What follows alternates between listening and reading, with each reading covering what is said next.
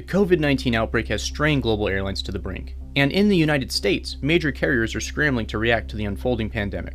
We've seen a dramatic drop in demand that really the industry hasn't seen since 9/11. The next few months will be ugly for the travel industry in terms of both demand and their financial performance. The initial coronavirus outbreak caused a massive drop in air travel inside of China between January and February. As the virus has spread, both vacationers and business travelers have curbed their plans.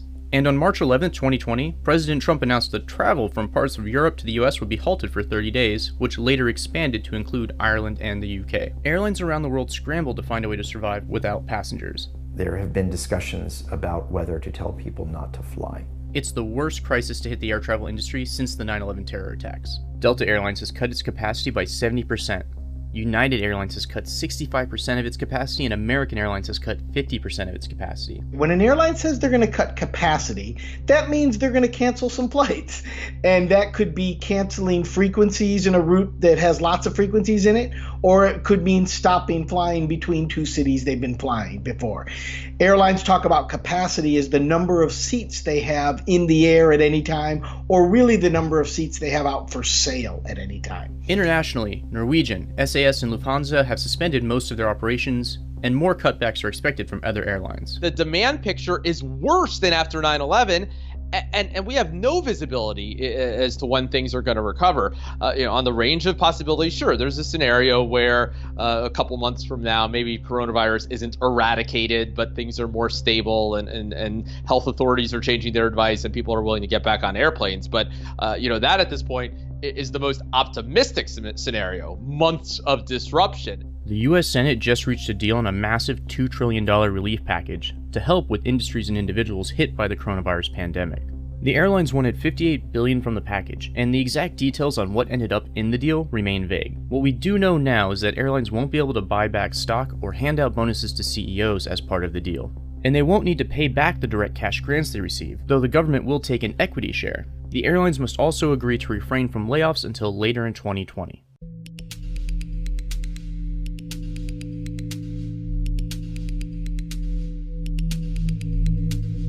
Airlines run on tough margins, and regional startups go under every year. It is easy to see why the COVID-19 outbreak concerns airlines. In 2019 alone, 23 airlines closed shop, including WOW Airlines and Thomas Cook, and that's before the coronavirus pandemic. And in 2020, Alaska Airlines said it has seen 265,000 fewer bookings for March than in 2019. The impact to airline travel in China was rapid and vast. Flights dropped by more than 80%, according to the Civil Aviation Administration of China.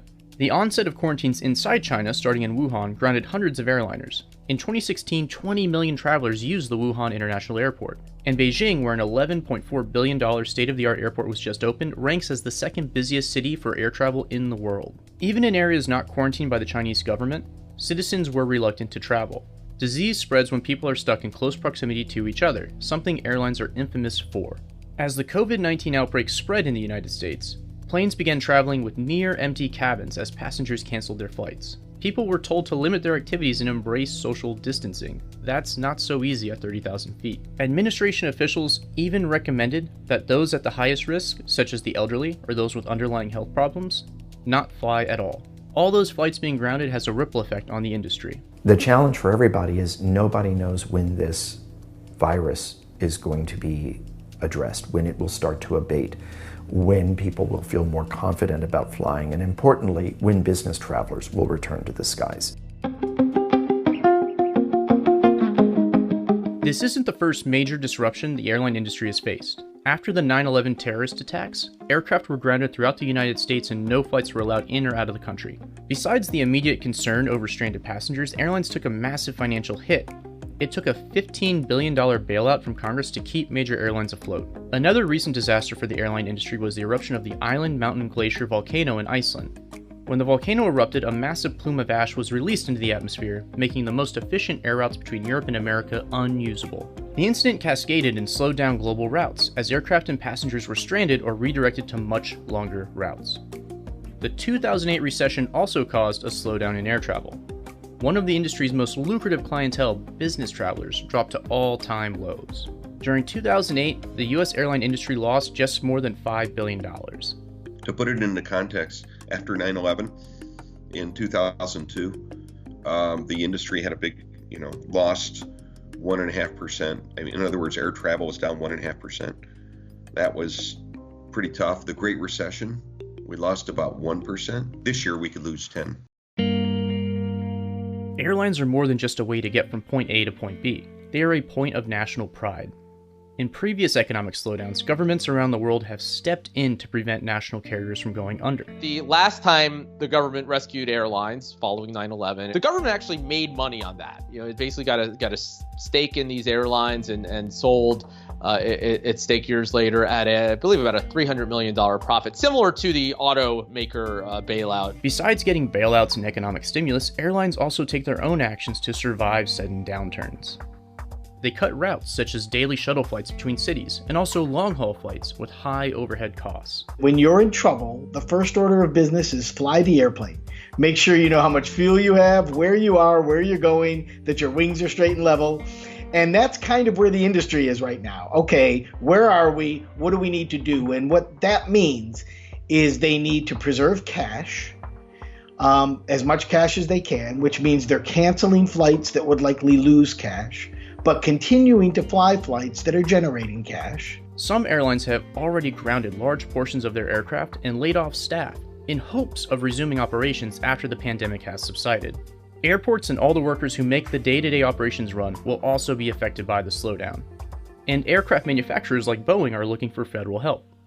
Boeing was fortunate to be able to get through one major crisis that might have killed a lot of other customers. That, of course, the grounding of the Boeing MAX. It was too big to fail. The candidates for that, a wider swath of the economy than it would have previously been. But the arguments Boeing would make is, look, Boeing is America's biggest exporter.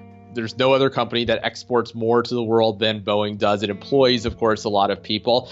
And yeah, it's a producer of goods that are key to national security, no question about that.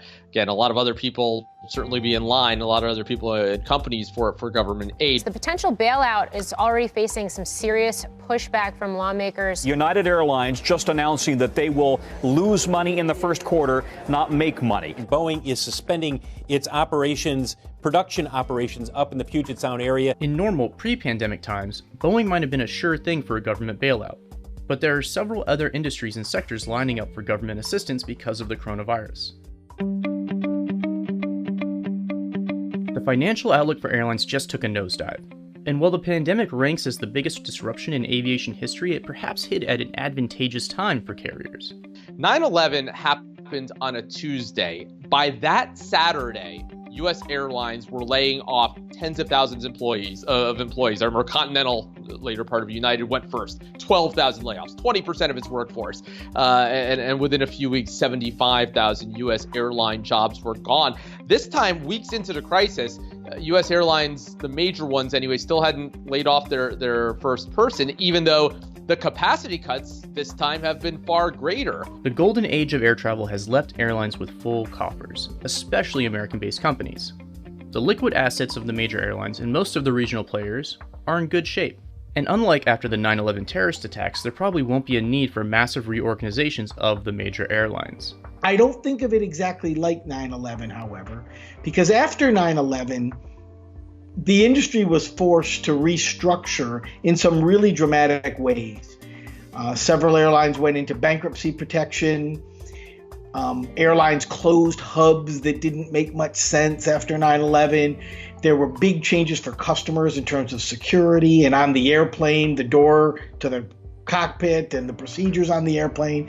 I don't see those kinds of changes coming with this, at least not yet. Mechanics, suppliers, and pilots for the most part aren't getting laid off en masse as of yet, and those that are hopefully only being laid off temporarily.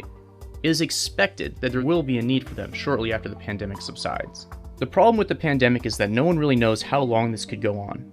For U.S. airlines, look, if you could assure them that this is going to be a 2 or 3 month issue, I don't even know that they would be wanting government aid and taking some of the strings attached to that. Most of these U.S. airlines would be positioned to get through a months-long disruption. The problem is they just don't know how long it's going to go on, and to keep employing people, paying people basically to stay home indefinitely, they would quickly run out of money. That's a key difference between this crisis and 9/11. Airlines are well positioned in the short term compared to previous downturns. However, the request for stimulus from the government indicates the industry is worried about how long this will last. Airlines thought they were prepared for anything, and it turns out they were prepared for anything except this.